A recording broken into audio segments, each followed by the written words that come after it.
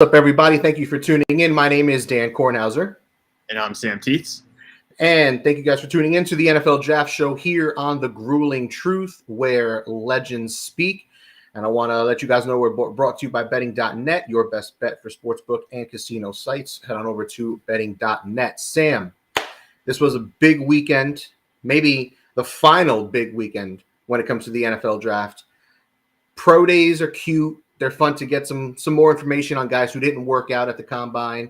It's a place to see players who maybe have been injured and haven't participated in any of the pre-NFL draft activities, whether it be all-star games, the combine, whatever the case may be. So pro days have their value, but at this point, I think it's pretty safe to say most boards are set.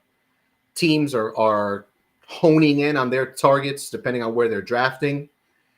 And it's time for us to discuss our winners and losers from this past weekend. Yeah, obviously a lot of action, although not as much as we're used to. I felt like this year's combine had a lot of guys opt out of testing, especially like the three-cone short shuttle. We didn't get as much testing as we usually do. So I think we're going to see maybe a little added importance to pro days this year. But at the same point, like you said, we already have a full season, multiple seasons of tape for most of these guys. We've got the all-star games. We have the combine. At some point, there's only so much evaluation you can do before coming to a conclusion on a prospect. Yeah, it's going to get to the point where it happens every year where we get paralysis by analysis.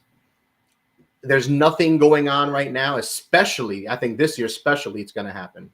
Because normally around this time, you got baseball, basketball's in the second half of their season. March Madness is about to get underway, things are still a little crazy in sports. Hockey is getting into their final stretch before the playoffs, but there's no baseball at all. Honestly, I haven't heard much about hockey from anywhere. Everything the last month has been all NBA, Olympics, and the last week plus it's been combine. So I think we're in that paralysis of analysis area. There's nothing to do. There's people are just going to keep reviewing tape, going over their notes and stuff like that. But let's cut the malarkey. Let's dive right into it. A lot of stuff went down over the last week.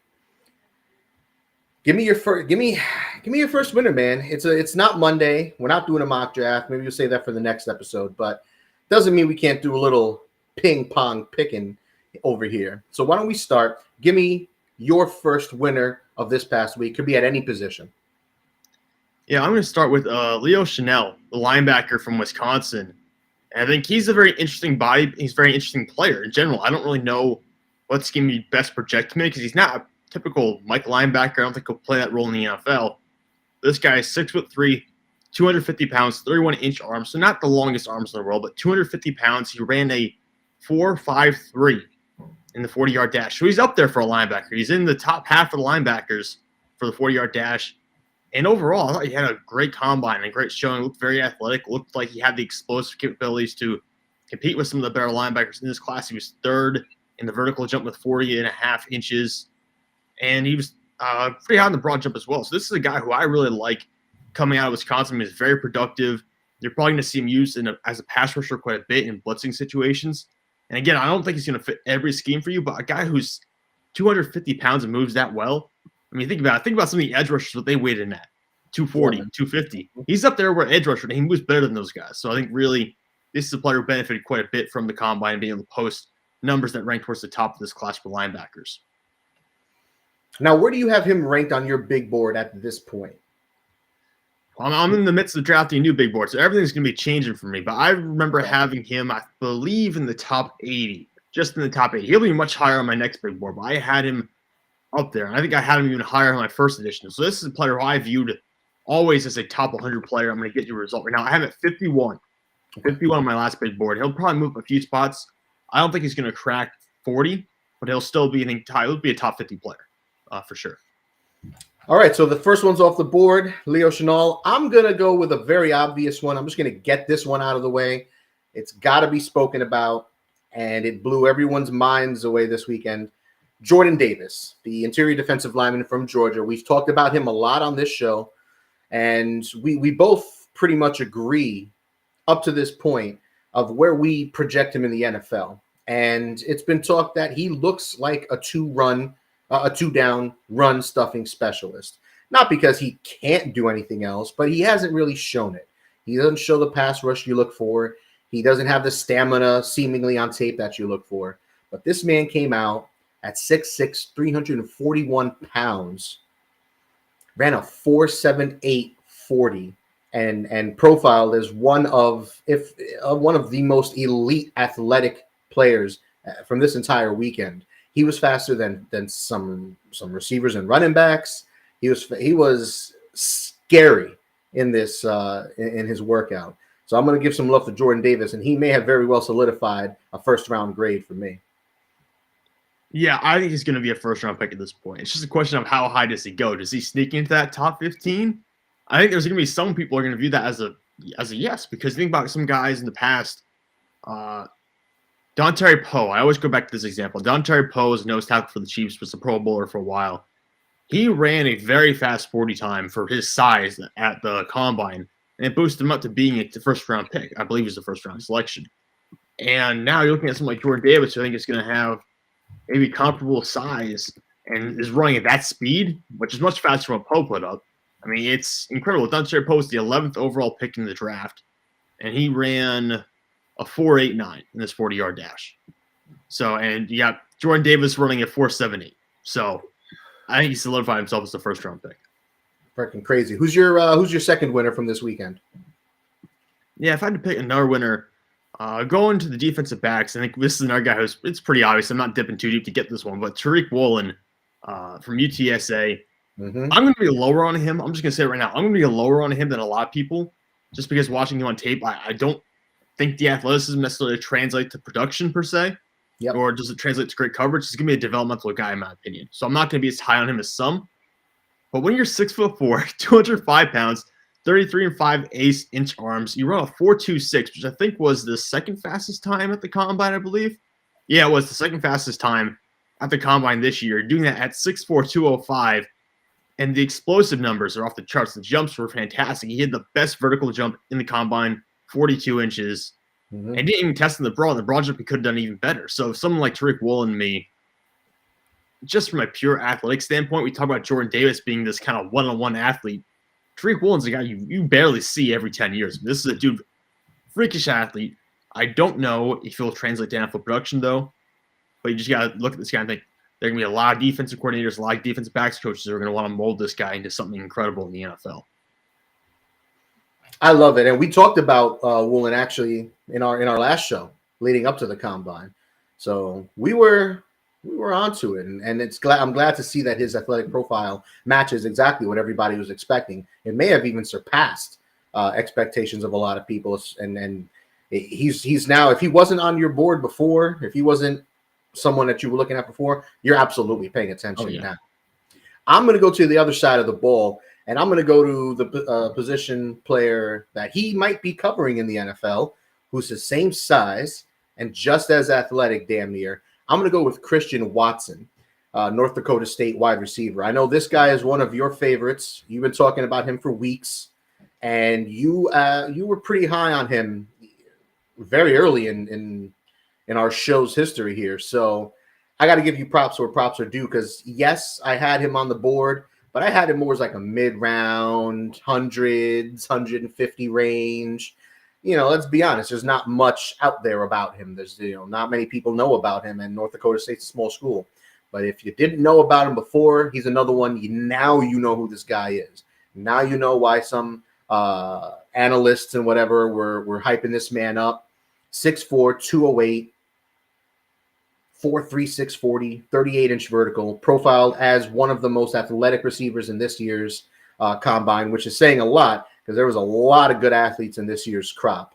There's a few guys I would like to give some props to, but I mean, Christian Watson might have pushed his stock into the back end of the first round with this performance. I think that's a little rich for my blood, but I know that he's got some fans out there, and he's getting hyped up, and it would not surprise me one bit to see him be a first-round pick. Yeah, I mean, at this point, thinking about the ceilings for wide receivers in this draft, I think that Watson probably has better ceiling than someone like Jahan Dotson, who has been consistently mocked as this top 40 kind of guy. And you can make the argument Chris Olave always has had a very high floor. Yeah. But if you're talking about a ceiling, someone like Christian Watson might surpass Chris Olave in your opinion for something like that. So he's going to be up there, and he's going to start appearing possibly in some of these top 5 wide receiver conversations. That's considering how far he's come and where we were just a few weeks ago. For me, that's crazy. Yeah. It's a little much for me. I don't know how I feel about it. Yeah, no problem. So who's your next? We're kind of blowing through these. So who's your next winner? Yeah, I think Jelani Woods, a tight end from Virginia, is going to be a big name that's going to catch on here. And again, this is a guy who's not going to be a first or second round pick. But he is 6'7", 259 pounds. So again, about the size of some of these edge rushers you see coming out right now. 34 and 1/8 inch arms. So he's going to have great length. Going to be a great contested catch player. Ran a 4.61 in the 40-yard dash. Second fastest time by a tight end this year. And did 24 reps in the bench press. But those long arms, it's really hard to put up good numbers in the bench press with the longer arms that you have. And he had 24 reps, the most by a tight end this year. Again, that 4.61 40 time, you compare that to a bunch of other guys out there. I mean, he was running faster than some of these wide receivers. Think about it. David Bell ran a 4.65. Mm-hmm. Jelani Woods at 6'7", 260 is running faster than that. And he is still a very raw player. He was originally, I think, at Oklahoma State. He was there to be, I think, a quarterback to begin with. And he's only really has 1 year of ball production since he transferred from Oklahoma State to Virginia. And his route running is very unpolished. But at the same point, you're looking at a guy 6'7", 260, can move like that. If you're not asking him to run too many complex routes, you can put him in an offense and just dominate. And think about the red zone opportunities for this guy. There's so much opportunity for if you have a good coaching staff to develop this player into someone who's going to be a consistent starter, just a physically dominant man in an NFL landscape where linebackers are getting smaller and smaller. Mm-hmm. You put someone 260, 6'7", 260, and a guy who's, 6'3", 235, 220. It's a pretty one-sided matchup. So I think Jelani Woods has really helped the stock out. You might even see him go into the third round. I actually like some of the tape that I saw on him. I watched some tape on him over the weekend. He wasn't someone on my radar at all, a late round guy at best. But the tape shows out. He's someone you can move around. They put him in the slot. They put him on the outside. There was I forgot what game it was, but there was one highlight where they put him on the slot.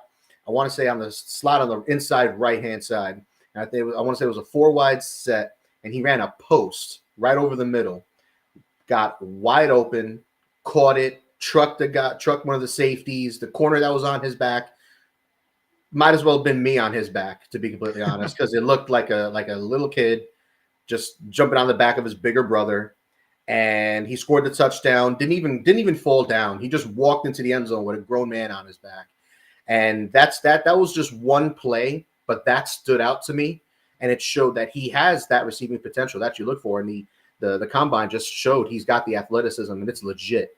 And there's this tight end group, even though it doesn't have any top heavy guys. Trey McBride might be the only one we see in the top 50 potentially, but there's going to be a lot of nice mid-round options. And in a league that's thirsty for decent tight end play, considering there's only a handful in the league right now that you might want on your squad. I think this class is exactly what the NFL needs. Now, for me, I'm going to go back to the offensive side. I'm going to stay on the offensive side. We've done receiver, tight end. Now, I'm going to go with running back. Breece Hall, man. I hate talking about these guys who are going to be high picks. It's boring. It's typical. And I promise, my next one is not going to be a first or second round pick or anything like that. But I just had to get these guys out of the way. Breece Hall was my RB1 coming in. Definitely a top 50 pick in my book. Running a 4.39 40 at 5'11", 220 almost. Impressive. 40-inch vertical, showed his explosiveness, which is exactly what we wanted to see. He answered any questions that anybody could have had. I mean, his measurables are consistent with Jonathan Taylor's. Now, I'm not saying he's Jonathan Taylor. I'm not saying he's going to do something crazy like that, as a rook or whatever, but he should be the first running back off the board. He may very well, another one who might have brought his stock to the tail end of the first round. Definitely a high second round pick. Oh, for sure. I think him and Kenneth Walker didn't have a bad day either. Those two guys, to me, really cemented themselves as. I mean, think about the guys we had go in the first round last year. We had that many guys go first round, top 50 last year. These two guys are definitely going to go in at least the second round. Oh yeah, hell yeah. So let's see. So far you've gotten Jelani Woods, Yep. Leo Chanel, and Tariq Woolen. Yep. Now, give me another one. You've done a couple of late round picks. Give me someone at the top that you really think stood out. Let's see, someone closer to the top. Need 1 second. Yeah, sure. But take a gander. I have to dig through a little bit to find a name towards the top. It's easy. Trevor Penning. Trevor Penning is someone who absolutely stood out. Now, he has some flaws on his tape. We understood this. Sometimes he gives us leverage because he's a bigger guy. Sometimes his hand placement is not the best. But Trevor Penning had one of the best combines you could ask for someone of his build and size. Mm-hmm. He ran a 4.89 40 time. And I'm just going to get the official measurements for you here in a second. 6'7", 325 with 34.25-inch arms. So he's got the arm length that's ideal. 10 1/8 inch hands. 325, 6'7". So again, a physically dominant player, just an absolute beast. And what he's able to accomplish in terms of explosiveness, and then like translating that to just like a 3-cone, the short shuttle, is mind-boggling. I mean, the 3-cone he ran, I think, a 7.25, which tied for the best with Abraham Lucas, who had himself a very good day. Yep. But someone moving that fast at that size, because he's going to be a mauler. He's not going to be like Abraham Lucas. He's going to be more of a pass protector. Penning's going to be a little bit more aggressive than that. So someone like him running a 7.25 and a 3-cone and having a decent short shuttle time as well, I mean, that's a guy you're going to be afraid of at the NFL level. And I think he really helped himself out quite a bit. We're starting to see mock drafts that have Trevor Penning going in the top 10 picks. That's a little rich for me. Yeah, agreed. A little bit much, but it tells you what people are starting to think about this guy, the fact that he's getting into the top 10 consistently now. I don't like it in the top 10. I don't like it, man. I don't like it at all. He's not that guy. He's got a lot of positives, but he's not that dude to be in competition to be maybe the third tackle off the board. Not when there's guys like Cross and stuff like that right up there. Not feeling it. Not on board with it. Not quite yet, but we'll see. As much as I like Penning, Cross did pretty good too, by the way. Cross had a pretty good week. I mean, he was closer to Ike Mekwonu in the testing than I expected him to be. Like, he was not that far off. So I think he did himself a lot of favors as well. Now, I'm going to go back to the offensive side, and I want to give a little bit of love to Desmond Ridder, because while he is not that high on my board, I do have a late second round grade on him, and he is my 5th quarterback. But damn, 6'3", 211, good hand size, 4.49 40, which was by far the best of any of the quarterbacks who ran this year in the combine. Had by far the best athletic profile of any quarterback. A 7.15 3-cone, 4.29 shuttle, 36-inch vertical, which was also the best. Over 10-foot broad jump, which also was the best at his position. Now, I know you're saying, yeah, he's a quarterback. You know, athleticism is not that big of a deal. And you're not wrong. But despite his accuracy problems at times, I think he could be a decent quarterback in the right system. At the very least, Tyler Heineke type backup where he can win you some games. He can step in, be that starter, whatever. I know Mike Goodpaster doesn't like him at all. Mike's not, man. Mike's not at all. Not one bit. And it's fine. I get it. And Mike's watched a lot of Bearcat football. So if anyone has a valid opinion and one that I respect on that topic, it would definitely be him. He knows his quarterbacks. But I'm sure there's an NFL coach out there somewhere that if they don't have a quarterback, they need a quarterback, a young guy, and they don't get one in free agency because there's not many good options. You're not going to draft one of those guys in the first round, or you may not have the opportunity. If Ritter's there in second round, end of the second round, why not? That's a win. I take that because after him, there's a fall off. Now, that value, I think, in the second round for some of these guys is huge. If you can get Matt Corral, Sam Howell, Desmond Ridder in the second round, why wouldn't you do it? I mean, if you have a pick in the first round and your second pick is one of those QBs in the second round, there's almost no way that fails for you. Could they turn to being like just not contributing at all? Yeah, they could.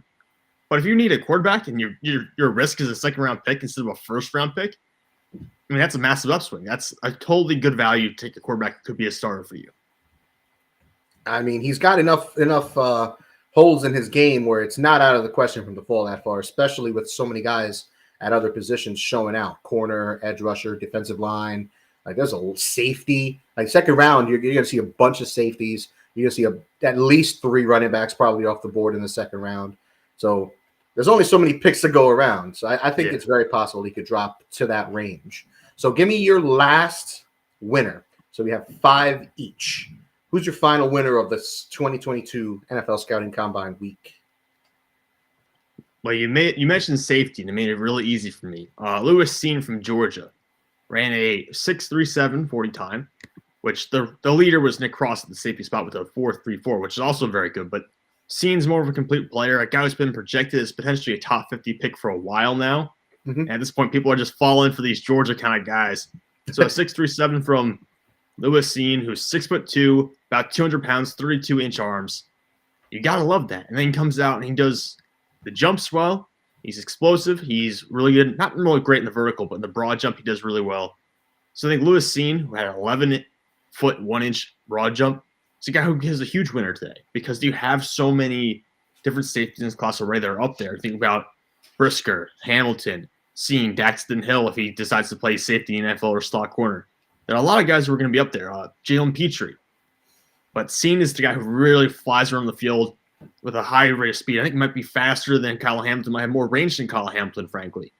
And he's going to be someone that people are going to look at and potentially grab, I'll say, in the top 50 picks. Top 50? I think so. You know what? That's not that crazy, dude. That's not that crazy at all. No. And I just said there might be 3, 4, 5 safeties that go off the board in that range. Cine, Petrie, maybe Kirby Joseph. Well, we'll see after his combine, but Joseph was up there. Daxton Hill, if he's not going in the first round. Brisker, I mean, easily. The safety class is really good. Imagine if Jordan Battle stayed in this class. Dude, I know. And that's one of your boys, too. Yeah. That's one of your boys, too. I know you were hyping him up, too, coming out this year. Unfortunately, he went back, but. No, yeah. I wish he'd stayed, man. It would have been a real – if him, Jalen Catalon stayed, even Brandon Joseph, it would have been such a historic caliber of class if they all stayed in it. So that just means next year's class is going to be even better. Yeah. That's a hell of a win either way. Now, I'm going to wrap it up. I'm going to wrap it up on the defensive side of the ball. I'm going to go with a small school guy, and I'm going to say Troy Anderson. There you go. He's listed as a linebacker from Montana State, but honestly, man, with his athleticism, his length, and his tape, I think you can play him at several positions on the defense and not skip a beat. He'll need a little bit of coaching up, of course, coming from a lower division, lower level of competition. He'll need some time to adjust, but he's got the size at 6'3", 243. He ran a 4.42 40, which is crazy. He had a 36-inch vertical, over a 10-foot broad jump, which helps show how explosive that he can be. And he's got good arm length, a little over 32 inches, which is nice for the linebacker position. I think he can play edge. He can play inside linebacker in a 3-4. He can play outside in a 4-3 at linebacker. I think you could even have him covering tight ends. He could do a little bit of everything. He'd be a poor man's Micah Parsons. Now, I'm not saying he's going to win Defensive Player of the Year. I'm not saying he's Micah Parsons athletically or anything like that. This isn't a top 10 pick, okay? This is going to be probably a late second day pick, third rounder maybe, give or take, depending on how things go from here. But I think the third round is a fair range for a guy like him. But he showed out. He showed out as one of the most athletic, not only linebackers, but one of the most athletic defensive players at the combine. I came away very impressed. And he's definitely going to give me a second look because I had him right outside my top 100. That man might have to be in my top 100 moving forward. Yeah, I agree with you. I had him at 86 back in late January. So his guy was definitely trending in the right direction. You have to consider his pathway to playing linebacker at this point. He showed up originally in college, and in 2018 he had 1,413 passing yards and he rushed for 1,195 yards. So he was not originally designed to be a linebacker, but he carried over all those physical traits to being the linebacker he is today. So I think it really benefits him in the long run to have all that athleticism. Absolutely. Now, let's flip the script, all right, as we head into the second half or whatever, wrapping things up. let's get some losers, okay? Because as good as a lot of these guys were, all the Georgia defenders just blew up. There's a lot of positive to talk about. And I'm a glass half full kind of a guy. So it's very easy for me to see the positives and see how they translate to the next level, as opposed to what can't this guy do and how it's going to hold him back. So there's a lot of positive to talk about. But let's talk about some losers. Let's talk about some negative, because there were some disappointing performances this weekend. And one of the disappointing performances that I want to point out is potential, what was at one point a potential top 10 pick into Marvin Leo. A bit of a tweener. In college, he was listed at, like 295 or something like that. Ended up weighing in at 283. Not that big of a deal. We knew he was going to be more of a tweener than some of these other guys. But at 6'3", 283, running a 5 flat 40, just wildly unimpressive. The vertical was unimpressive at 27.5. I mean, the broad jump was meh. And you expect a guy who showed some good athleticism on tape and showed that he can be a presence in the backfield. Really disappointing for him not to stand out literally at all. Not at all for me. So that's going to affect his grade. He may very well fall out of the first round altogether at this point. I think you're right. We've seen him trending towards the back end of first rounds in a lot of situations already. Mm-hmm. And now, like you said, he's just too much of a tweener. He doesn't really have that one specific area where he'll fit. And when you look at all the other guys who are interior defensive linemen or edge rushers who have performed really well in the pre-draft process, and Leo has not done that at all. So he's just going to fall by nature of his own problems, but also by nature of the fact that everyone else is rising up. Mm-hmm. He might not even be a top 50 pick, as crazy as that sounds.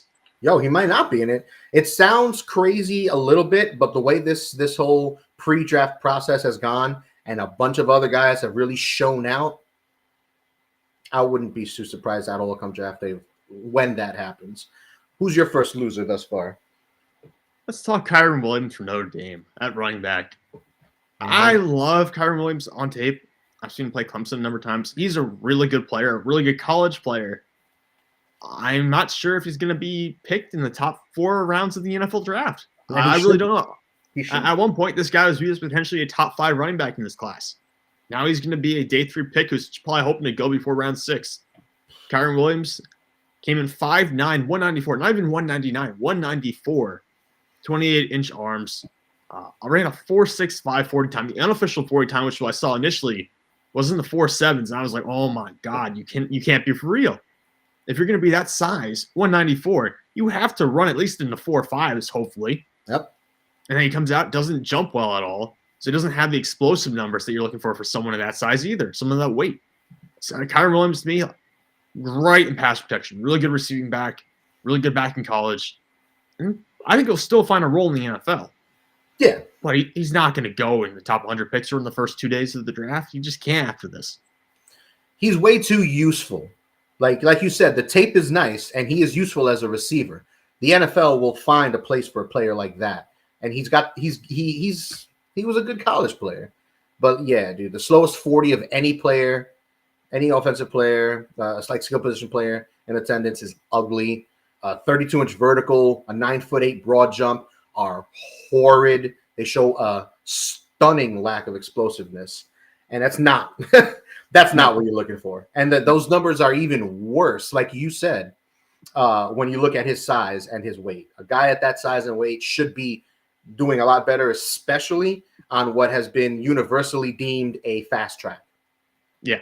I mean, if it was Ramon J. Stevenson last year, who's like 230 pounds, that's different.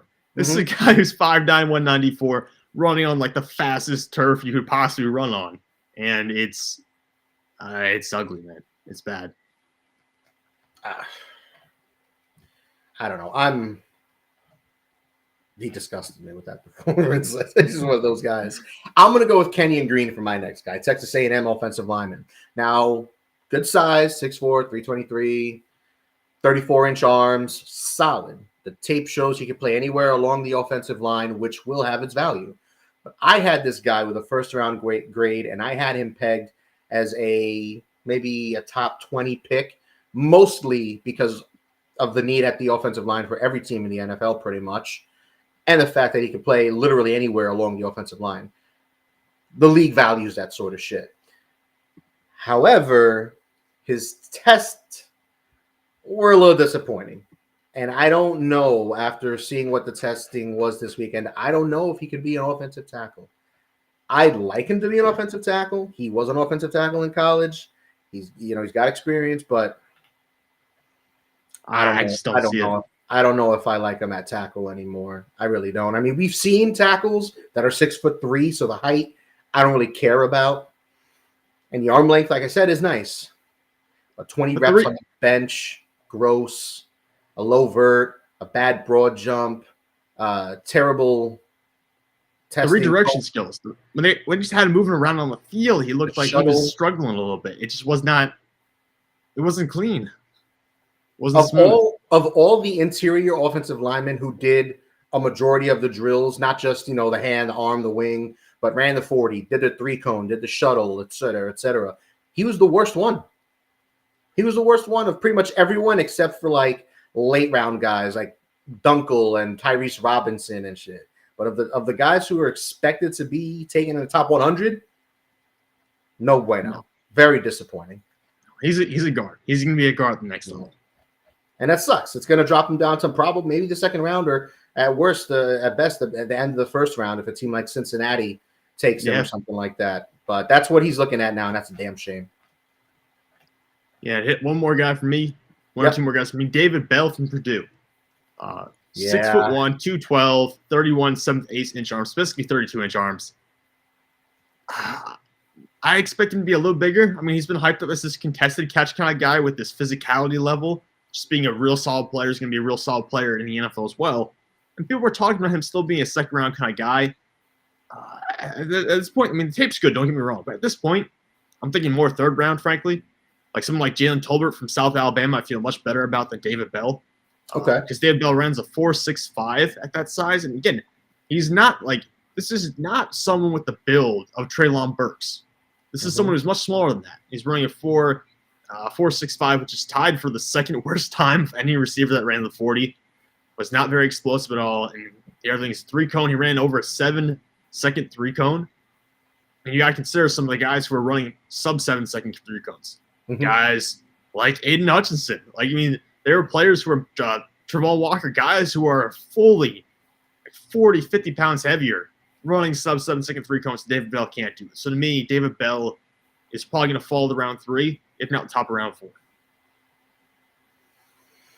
I'm going to go with my final one because I only want to do 3 losers because I don't want to get too caught up on the negative stuff and wrap things up here.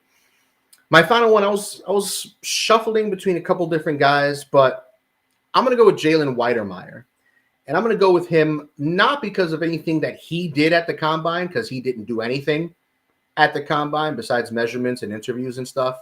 But I'm going to mention him because this was a player who at one point for a majority of the season was looked at as maybe the top tight end in this class and a possible first-round pick.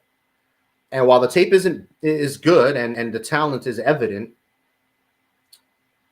he's just dropped. He's one of those guys like Corral that's dropping behind guys who he might be better, like more talented than, but they're just doing better in the pre-draft process for different reasons. Either they're showing out in all-star games, they've played in multiple all-star games, they showed out at the Combine, but there's other tight ends that are making names for themselves otherwise.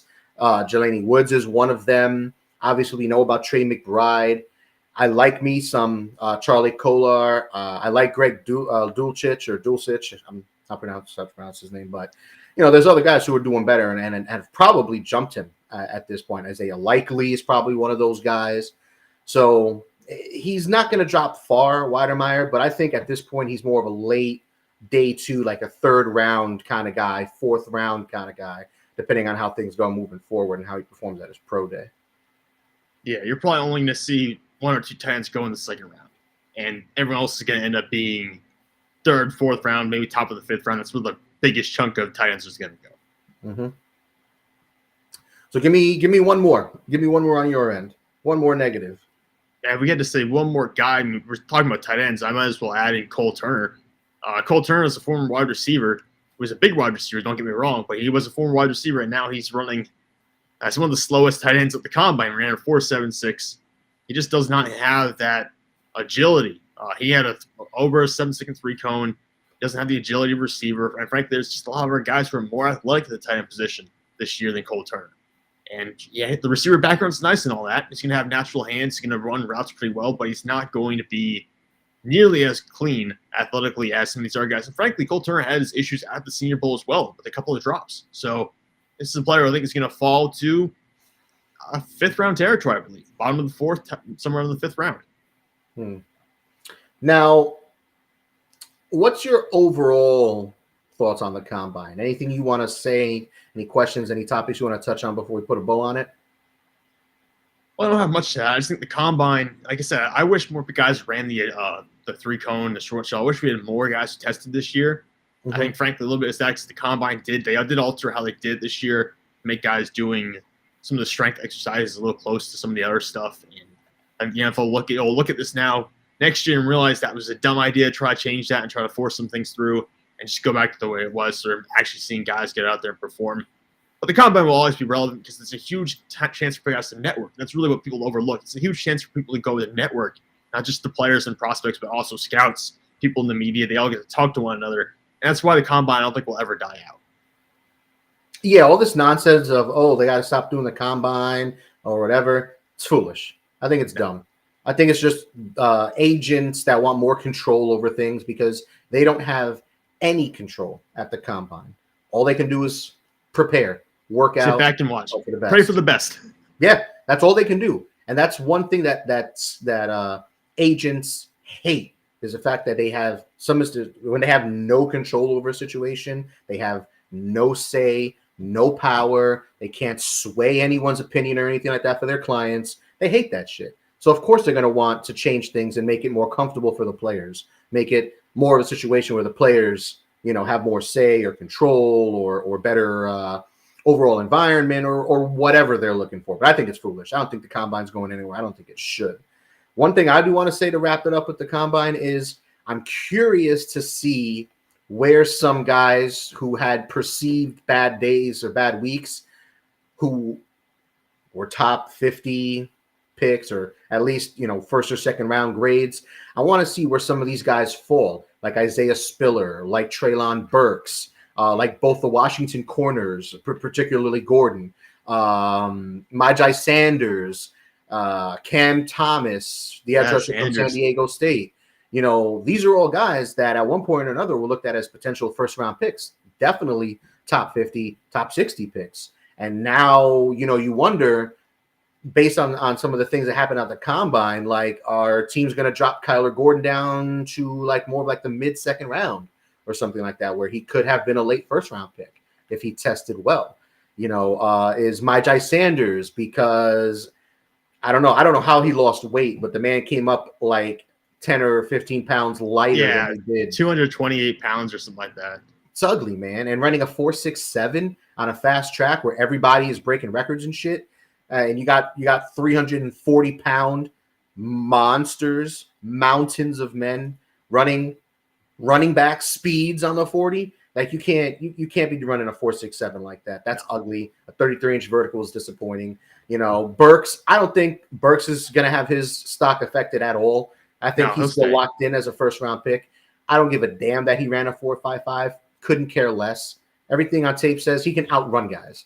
He outran the entire Alabama defense. Okay? Yeah, you can see the acceleration. You can see on tape. That doesn't match the 40 time per se. I don't know why, but I think Burks is still a 1st-round pick. Just not going to be a top 16 pick in my opinion. Yeah. So I'm curious. I'm curious where these types of guys go. David Bell, another one who I was really high on, a potential 2nd-round pick, where he falls. So it's something to watch, and I'm very curious, and I think that's part of the allure here when it comes to stuff like this. But I mean, talk about time flying. Time flies when you're having fun. I do want to remind everyone that The Grueling Truth is powered by betting.net, and betting.net is your best bet for finding the online casino or sports book that's right for you. So head on over to betting.net. So let's wrap this up. Thank you guys for tuning in. I'm Dan Kornhauser. Yeah, I'm Sam Teets. And we are on Twitter. I am also on Instagram. Give us a follow. I am at DB Talking Sports. D as in Dan, B as in Bob. Sam, what's your handle? You can follow me on Twitter at Sam_Teets33. That's TEETS. You can find links to all my content there. Just go follow me on Twitter. And you can also follow me on Facebook. Just search Sam Teets. There's not going to be many answers for it. Perfect. And I'm looking forward to seeing your next big board and your next mock draft. That's exciting stuff. I always enjoy that. So, guys, give us a follow, give us a like, share the podcast. If you have any questions, concerns, hop in the DMs, reach out to us. We will respond. We are friendly, I promise. And we look forward to talking to you guys again soon. We'll catch you guys next week. Have a good week. We'll catch you guys.